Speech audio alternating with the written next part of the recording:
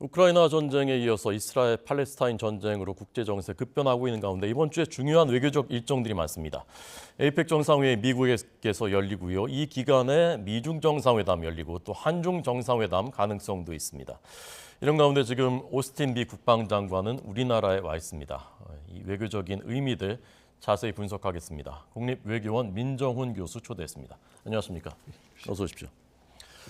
자, 지금 이제 윤 대통령이 어제 이제 오스틴 장관하고 만찬을 함께한 그 사진인데 지금 한미 안보 협의회 SCM이 시작됐다고 하는데 SCM 이 안보 협의라는 것이 어떤 것인지부터 먼저 좀 설명을 해주십시오. SCM이라는 것은 한미 안보 협의회라고 얘기를 하고요. 이것은 한미 양국 국방장관이 연례적으로 만나서 하시는 회의입니다. 그래서 1968년부터 쭉 이어져 왔고요. 이렇게 한국에서 한번 하면 그 다음에 미국에서 하고 이렇게 번갈아 가면서 그 회의를 진행해 왔고요. 그 회의가 끝나면 공동 성명을 발표하고 그래서 구체적으로 한미 동맹을 한미 양국이 어떻게 운영할 것인가, 그 현안에 대해서 논의를 하고 그에 대해서 대응 방향, 그다음에 향후 어떤 정책의 방향에 대해서 쭉 이렇게 공동 성명에 나열을 하거든요. 그러니까 올해 같은 경우에는 그 언론 보도를 보면 아무래도 한미 동맹의 군사 안보적인 측면에서 한미 어떤 그 국방 장관 간의 그 어떤 회의가 벌어지기 때문에 아무래도 군사 안보, 즉 북한의 위협에 대응하기 위한 한미 동맹의 대응 태세에 대해서 논의를 하시고요. 이에 더불어서 이제 올해 워싱턴 선언을 통해 가지고 미국의 대북 확장 억제력이 굉장히 확장되지 않았습니까? 이 부분에 대해서 이제 후속 조치가 이루어져야 될 거고요. 그 부분에 대해서 지금까지 한미 양국 군사 당국 간에 얼마만큼의 진전이 있었고 향후 어떻게 발전시켜 나갈 것인가, 이 부분에 대해서 논의를 하고 공동 성명에 담을 거라 생각을 하고 있고요. 그리고 이제 한미일 안보 협력이라든지 남중국해 대만 문제라든지 지역 안보 협력에 대해서도 이제 순차적으로 공동 성명이 실릴 거로 예상을 하고 있습니다. 네. 제일 많이 이제 언론에서 이번에 이제 사용한 단어가 맞춤형 확장 억제 방안이 이번에 이제 구체화될 것이다라고 하는데 북한의 핵 도발에 대해서 미국의 이제 전력을 이용을 해서 이제 억제하는. 그런데 어떤 것이 나올 수 있을까요? 아무래도 시나리오를 먼저 정보 공유에 따른 시나리오에 대해서 논의를 하겠죠. 그러니까 맞춤형 확장 억제 전략이니까 북한 핵 능력이 얼마나 고도화 전문화됐고 그러한 고도화 전문화된 북한 핵 능력에 따라서 어떠한 전쟁의 양상이 벌어질 수 있을 것이다. 이거에 대해서 다양한 시나리오가 나올 수 있지 않겠습니까? 이 부분에 대해서 한미 양국 군사 당국 간의 정보를 공유하고요. 그러면 정보 공유를 바탕으로 해서 어떻게 대응하는 것이 필요할 것이냐, 이 부분에 대해서 공동 계획을 세우고요. 그리고 공동 실행 단계로 넘어간다고 보고 있습니다. 그렇지만 지금까지 이 미국 핵 전력은 거의 미국이 독점하고 있었던 그런 부분이기 때문에 한국과 협의를 할 때 얼마만큼 미국 측에서 그 민감한 핵 전력에 대해서 우리가 공유를 하고 그리고 얼마나 적극적으로 이제 우리와 공동 계획 실행을 할 것인지, 이 부분이 과제였거든요. 아무래도 그 부분에 대해서는 한국의 적극적인 요청을 통해 가지고 논의가 이루어질 것 같고요. 아무래도 가장 처음이 지금 초기 단계니까요. 이제 정보 공유 그리고 이제 공동 계획 단계에 있어서 논의가 이루어지지 않나 이렇게 생각하고 있습니다. 어제 윤 대통령이 저 만찬에서 북한이 하마스식의 기습 도발을 하더라도 이것을 이제 한미가 대응할 수 있는 그 태세를 이제 유지해야 한다라고 했는데 어떤 맥락이라고 해석하셨습니까? 어제 언론 보도를 보면요, 북한이 오판을 해가지고 하마스식 기습 공격을 포함해 어떤 도발을 다 감행하더라도 즉각적으로 대응할 수 있어야 된다, 응징할 수 있어야 된다, 이런 부분을 강조를 한 거거든요. 그러니까 아무래도 21세기 들어서 러시아가 우크라이나를 재래식 전력으로 침공할 거다. 그리고 하마스가 이스라엘을 육해공 어떤 복합적인 공격을 할 거다, 이렇게 예상한 사람은 많지 않았거든요. 그러니까 북한도 이러한 것을 보면서 우리도 재래식 전력을 이용해서 남한을 공격하면 그러면 우리의 핵 능력에 대해서 미국 및 국제사회가 인정해 줄 수 있지 않을까, 이런 부분에 대해서 오판할 수 있고, 그래서 굉장히 국제사회가 복잡한 이러한 상황을 틈타가지고 미국은 굉장히 혼란스러운 상황이지 않습니까? 두 개의 전쟁에 직간접적으로 이제 지원을 해줘야 되기 때문에 그런 부분에서 제3의 전선이 한반도에 이루어진다면 아무래도 어떤 북한의 입장에서는 미국의 개입이 예전 같지 않을 것이다, 이렇게 오판할 수 있거든요. 그런 부분에 있어가지고 미국이 북한이 어떤 군사적인 도발을 할 수 있으니까 이러한 어떤 일말의 가능성에 대해서도 우리가 적극적으로 대응을 해야 된다, 이런 부분을 강조한 것 같습니다.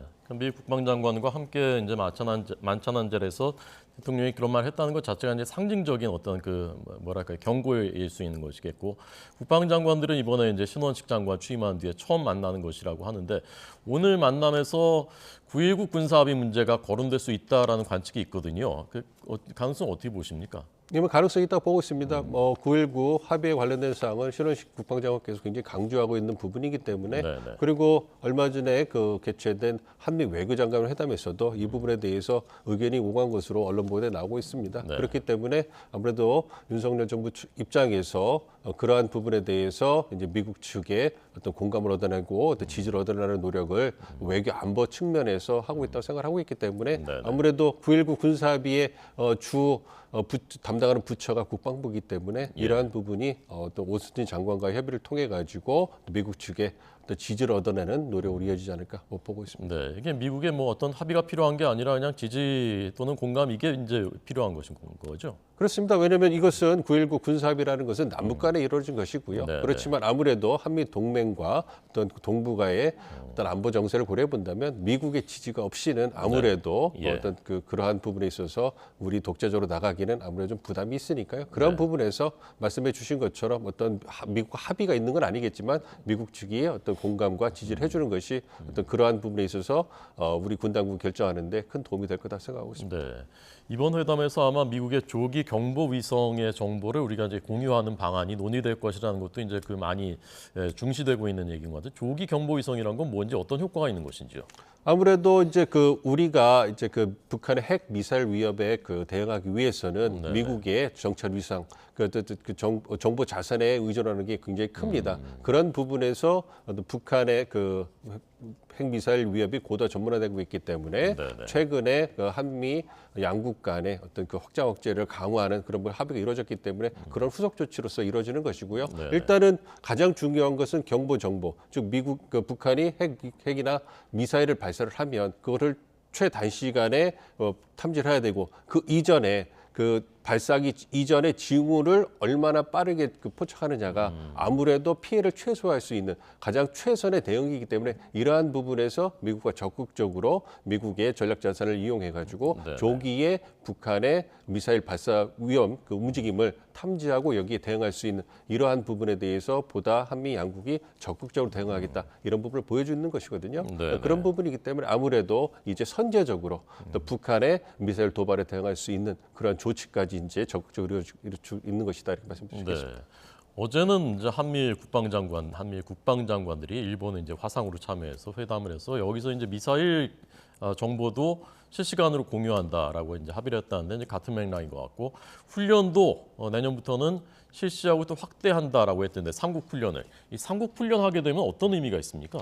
아무래도 예전에도 한미일 3국 간의 군사 훈련이 있기는 했어요. 그렇지만 이게 연례적이나 정례적이지 않은 부분이었고요. 그러니까 북한의 도발이 있고 어떤 한반도 안보 상황이 좀 엄중해지면 간헐적으로 한미일 3국이 합의를 통해 가지고 공해상에서 이루어진 그러한 훈련의 성격을 띄었거든요. 네네. 그렇지만 말씀드린 것처럼 북한의 핵미사일 위협이 고도화 전문화되니까 이제는 보다 더 한미일 3국이 연례적이 정례적으로 이제 훈련할 필요가 있다. 이렇기 때문에 지난 8월에 캠프 데이비드 한미일 정상회의에서 이러한 부분에 대해서 3국 정상이 합의를 하신 겁니다. 네네. 그렇게 해서 한미일 군사 협력을 이제는 정례적으로 개최를 해서 언제 군사훈련이 다음에 열릴 것인가에 대해서 미리 계획을 세울 수 있고 그리고 대비를 할 수 있는 그런 시스템이 만들어지는 것이고요. 그것이 1년이 아니라 다년간의 훈련 계획을 함께 세움을 해가지고 안정성을 부여하는 거죠. 안정성을 부여한다는 것은 이제 올해는 이만큼의 군사훈련을 했다면 올해의 성과를 바탕으로 해서 문제점을 또 파악할 거 아닙니까? 이걸 개선하기 위해서 다음에는 어느 정도까지, 그 다음에는 어느 정도까지 이렇게 협력의 수준을 향상시킬 수 있는 안정성을 확보할 수 있고 예측 가능성이 증대되기 때문에 이러한 부분에서 큰 의미가 있다고 볼 수 있겠습니다. 네, 알겠습니다. 자, 어제는 한미일, 오늘은 이제 한미 국방장관 만나고 내일은 유엔 사령부의 17개의 나라 국방장관들이 처음으로 회의를 한다고 하고요. 특히 이제 북한이 이 문제에 대해서 굉장히 민감하게 반응을 하면서 오히려 이제 더 주목도가 높아지고 있는데 이 유엔 사령부가 국내에서는 그 얼마 전에 논쟁도 있었던 것 아닙니까? 유엔 사령부 국방장관 회의는 어떤 의미가 있습니까? 아무래도 유엔 사령부가 좀 재활성화되는 그러한 모멘텀을 마련하는 것이 아닌가 좀 생각을 하고 있습니다. 네. 그래서 말씀해 주신 것처럼 일각에서는 이것이 국동사령부의 부활이라든지 한미일 협력을 통해서 중국의 견제에 나서는 거 아니냐 이런 부분에 대해서 우려가 있는 것도 사실인데요.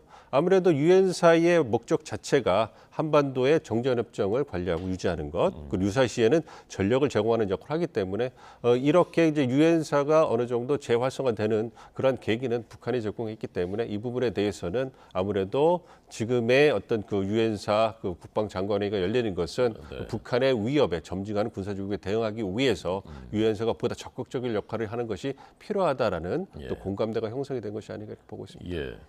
우리가 이제 주한 미군의 역할이라든가 이런 건 잘 알고 있습니다만 유엔 사령부가 뭐 하는 데인지 뭐 어떤 역할이 만약에 유사시에 이제 어떤 역할을 할 수 있는 건지 이런 걸 잘 모르거든요.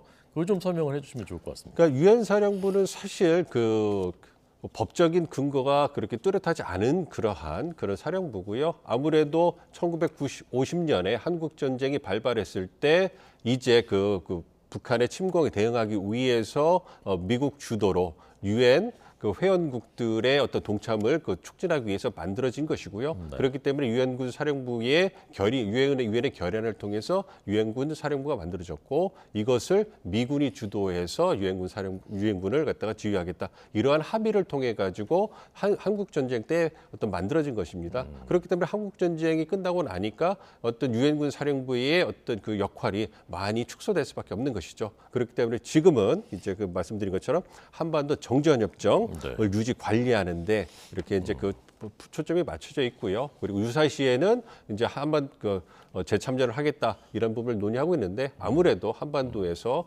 유사시 어떤 그 전쟁이 다시 발발할 가능성이 크지는 않기 때문에 이런 부분에서 유엔사가 과연 존재를 유지하는 것이 필요한 것인가 이런 부분에 대해서 많은 논의가 있었던 건 사실입니다. 네. 북한은 왜 이렇게 민감하게 반응하는 겁니까? 아무래도 북한의 입장에서는 유엔사는 말씀드린 것처럼 한국 전쟁 때 그 북한의 주장을 본다면 더 많은 어떤 그 침략 무력을 전세를 투입하기 위해서 미국이 만들어낸 그런 어떤 그 전쟁 기구다. 네. 그래서 이것은 유엔과는 하등의 관계가 없는 미국의 대결 기구다. 뭐 이런 얘기를 하는 것이거든요. 그리고 유엔 전쟁이 어떤 그 끝난 이후에는 결연에 따라서 해체되어야 되는데 미국의 어떤 그 불순한 의도에 의해서 계속 지속되고 있기 때문에 이것은 어떤 그 북한을 침공해서 한반도를 무력 통일하기 위한 수단일 뿐이다 이렇게 주장을 하고 있기 때문에 아무래도 이번에 한 유엔사 어떤 국방장관회의가 열려가지고 유엔사의 역할이 재활성화되는 이런 움직임을 보이니까 북한이 강하게 반발하고 있다 이렇게 생각하고 있습니다. 네. 올해가 정전 70주년이고 그래서 이제 참전용사들 유엔 참전용사들을 기리는 국제 추모의 날 매년 11월 11일 올해도 이제 행사가 열리고 또 참전용사 4명 안장식이 치러졌었다면서요? 예, 그렇습니다. 보도에 따르면요, 6.25 전쟁에 참전했던 콜롬비아 용사 4분과 영국 용사 4분의 유해 안정성이 거행됐다고 하거든요. 이러한 부분은 아무래도 그 한국 전쟁에 참전하셔가지고 고귀한 어떤 숭고한 희생을 하신 그러한 영웅들의 어떤 그 뜻을 기리는 것이기 때문에 이러한 부분에 대해서는 우리 정부가 앞으로도 적극적으로 어떤 유지를 해야 된다 이렇게 생각하고 있습니다. 네, 11월 11일이었습니다. 이 오전 11시에 매년 열리는 행사가 올해는 70주년이기 때문에 더 이제 의미가 깊었던 것 같습니다. 자, 이렇게 이제 국제 정세 급변하는 가운데 에이펙 정상회의가 이번 주에 열리고 윤 대통령이 이제 모레 출국을 하는데 이번 에이펙 정상회의는 이제 그 시진핑 주석이 참석한다는 점에서 이제 주목을 받고 있는 이번 에이펙 정상회의의 의미는 어떤 것이라고 보십니까? 에이펙은요, 아무래도 이게 경제 회의가 되는 거죠. 그래서 에이펙이라는 그 말 자체가 보니까 아시아 퍼시픽 에코노믹 어떤 코퍼레이션 그러니까 아시아 태평양 경제 협의체이기 때문에 아무래도 이 영내 지역에서의 경제 문제 현안에 대해서 다루는 게 가장 큰 목적이고요. 이와 더불어서 어떤 21개의 회원국이 참여를 하기 때문에 그리고 그 회원국의 어떤 경제적 역량이 굉장히 크기 때문에 그러니까 전 GDP의 60% 넘는 경제 역량을 가지고 있기 때문에 아무래도 이런 경제뿐만 아니라 어떤 현재 세계 주요한 그런 그 현안에 대해서 논의를 하게 되는 거죠. 아무래도 우크라이나 전쟁이라든지 이스라엘 하마스 분쟁 이런 부분에 대해서도 회원국들 간의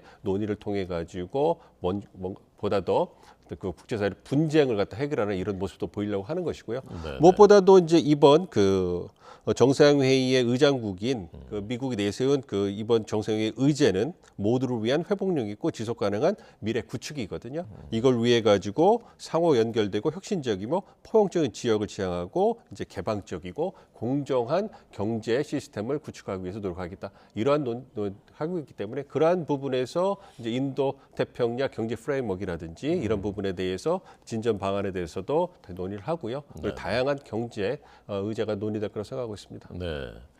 미중 정상회담이 전 세계 지금 주목을 받고 있습니다만은 뭐 우리 입장에서 또 이제 한중 정상회담이 열릴 것이냐 이게 초미의 관심사지 않습니까? 가능성이 어느 정도라고 보십니까? 좀 끝까지 지켜봐야 될 것 같습니다만 저는 좀 긍정적으로 보고 있습니다. 네. 그 우리 정부 언론 보도를 보면 우리 정부 관계자가 지금까지 논의를 하고 있다 이런 보도가 나오는 걸 보면 지금까지 계속 한중 당국자 간에 계속 논의를 하고 있고 그 얘기는 마지막까지 논의를 통해 가지고 가능성을 배제할 수 없는 상황이고 그리고 이제 그 중국 측에서 마지막으로 컨펌을 해주면 그러면 그 개최할 수 있다 이렇게 얘기가 나오고 있기 때문에 아무래도 그런 부분에서 본다면 이제 미중 정상회담을 개최하는 것도 최근에 돼서야 발표가 나지 않았습니까? 그래서 중국이 굉장히 신중한 입장을 보이고 있기 때문에 그런 부분 본다면 중국이 좀 신중한 모습을 보이고 있긴 하지만 아무래도 미국과의 정상회담과 더불어서 일본과의 정상회담 그리고 영내 중요한 행위자인 한국과의 정상회담은 중국 입장에서도 간과할 수 없는 중요한 그러한 회의이기 때문에 그런 부분을 고려해 본다면 미중 정상회담, 중일 정상회담 그리고 한중 정상회담이 개최되지 않을까. 시간이 얼마나 길게 지속될지는 좀 지켜봐야 되겠습니다만 어쨌든 한국과 중국의 정상들이 좋아하는 장면은 연출되지 않을까 생각하고 있습니다. 네. 우리 입장에서야 뭐 시진핑 주석을 만나게 되면은 우리가 미국 일변도가 아니다라는 것도 이제 보여주는 또 북한에 대한 지렛대도 되고 그런 효과가 있겠습니다만은 중국 입장에서는 한국과의 정상회담을 한다면 어떤 효과 때문에 하게 되는 것일까요? 아무래도 한미일 안보 협력이라든지 한미일 경제 협력이 굉장히 강화되고 있지 않습니까? 그렇게 본다면 한국과 일본이 동아시아에서 차지하는 그러한 전략적 중요성을 고려해 본다면 중국으로서는 한국과 일본이 계속 미국 쪽으로만 가까워지도록 놔둘 수는 없는 상황이거든요. 그렇기 때문에 일본과 더불어서 한국에게 계속 러브콜을 보내가지고 관계를 개선하자. 그렇다면 한국 입장에서도 나쁜 그게 없는 것이고요. 그래서 최소한 중국 입장에서는 한국이 미국과의 동맹 관계이기 때문에 가까워지는 것은 어쩔 수 없으나 그러나 중국의 입장을 고려해서 최대한 중립적이기를 바라는 것이고 그러한 그 전략적 목표를 가지고서 계속 한국과의 소통을 통해 가지고 어떤 경제 관계의 어떤 그 증지를 통해 가지고 한국과의 관계를 관리할 거다 이렇게 생각을 하고 있습니다. 네. 근데 이제 이번에 에이펙 정상회의 기간 중에 아시아 태평양, 인도 태평양 경제 프레임워크 지난번에 창설됐습니다만 이제 대면 정상회의는 이번에 이제 처음이라고 하는데 이것은 미국이 중국을 견제하려는 의도인 것으로 이제 해석이 되니까 중국 입장에서는 우리가 여기 참석하는 게 좀 불편할 수 있지 않습니까?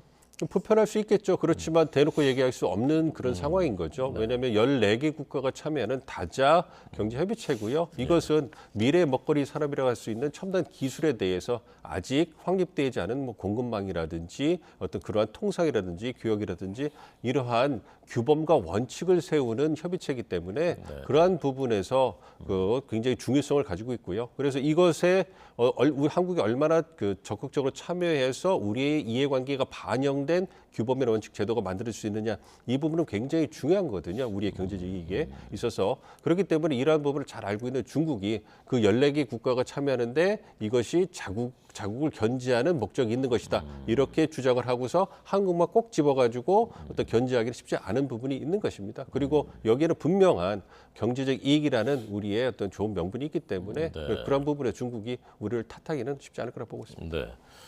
자, 끝으로 이제 그 에이펙 정상이 참석하고 나서 돌아오면 윤 대통령이 얼마 되지 않아서 또 이제 영국 국빈 방문한 뒤에 프랑스에 가는데 이것이 이제 국제 박람회 부산 엑스포 유치 이제 마지막 그 총력전이라고 합니다. 좀 분위기는 어떤 것 같습니까? 좀 지켜봐야 될 건데 아무래도 그 사우디하고 굉장히 접전을 벌이고 있다 이렇게 좀 생각을 하고 있습니다. 그렇지만 우리가 후발주자이기 때문에 사우디에 비해서 후발주자이기 때문에 많은 그 노력을 통해 가지고 그 굉장히 추격을 한 그런 상황이거든요. 그렇기 때문에 마지막까지 우리가 최선을 다해서 총력전을 펼쳐야지만 좋은 결과를 가지고 있다고 생각을 하고요. 아무래도 사우디가 선두주자이기 때문에 아무래도 우리 입장에서는 2차 투표가 가는 시나리오를 좀 생각하고 있습니다. 1차 투표에서 3분의 2의 회원국의 지지가 없으면 2차 투표로 넘어가거든요. 네네. 그러면 아무래도 사우디가 선두주자니까 우리보다 1차 투표에서 표를 더 많이 받더라도 2차 투표로 간다면 그 제3의 그 개최 후보지가 로마거든요. 그러니까 유럽 국가들의 표가 이제 그 쏟아져 나올 것이고 이러한 부분에서 사우디를 지지하는 것보다는 우리 한국에 또 표를 던질 수 있는 가능성도 많아지는 거고요. 1차 투표에 사우디에게 표를 던진 국가들도 있을 텐데 2차 투표에 가면 두 번 다 사우디에게 표를 던지기는 부담스러울 그 가능성이 있기 때문에 지금 우리가 총력을 통해 가지고 그러한 어떻게 보면 부동표들을 잡기 위해서 굉장히 많은 노력을 하고 있거든요. 그렇기 때문에 2차 투표까지 가서 우리가 거기에서 승기를 잡아서 승리하는 그런 우리 시나리오를 우리가 좀 추구하고 있기 때문에 그러한 부분이 잘 적용이 돼 가지고 좋은 소식이 들려오기를 기대하고 있습니다. 이스라엘 팔레스타인 전쟁도 변수가 될 수 있습니까? 이 득표 전에? 뭐 이제 일각에서는 이스라엘을 우리가 근데 사우디가 팔레스타인을 지지했기 때문에 아무래도 이스라엘 지지하는 유럽 국가들과는 좀 입장이 다른 것이 아니냐 뭐 이렇게 얘기가 나오는데요. 아무래도 이거는 또 다른 별개의 경제적 문제고 엑스포 문제이기 때문에 이러한 부분에 대해서는 어느 정도 뭐 조금의 영향을 갖다 완전히 배제할 수는 없겠습니다만 아무래도 그 자국의 경제적 이익 그리고 이제 사우디라는 한국과의 어떤 외교 관계가 보다 더 크게 작용하지 않을까 이렇게 생각하고 있습니다. 네, 알겠습니다. 28일 프랑스 현지에서 결정될 예정입니다. 외교 현안대 국립외교원 민정훈 교수의 해설 들었습니다. 감사합니다.